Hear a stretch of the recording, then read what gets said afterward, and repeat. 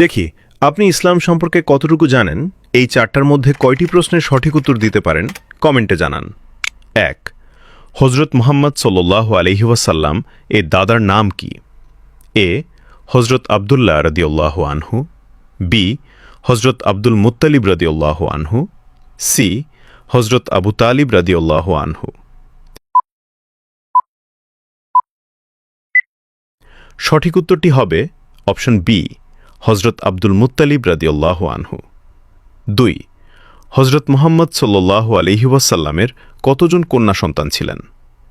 এ. ৪ জন, B. ৫ জন, C. ৬ জন। সঠিক উত্তরটি হবে অপশন এ, ৪ জন।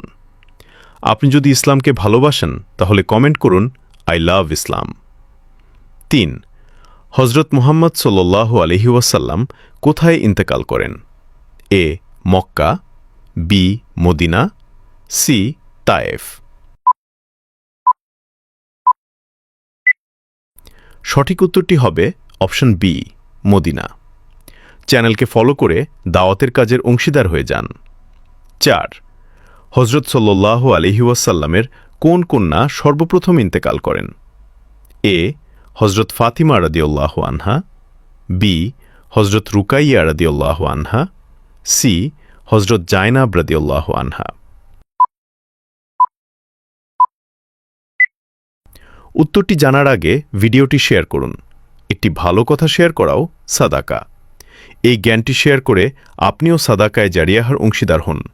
আপনার একটি শেয়ার হয়তো হাজারো মানুষকে সঠিক পথে আনবে।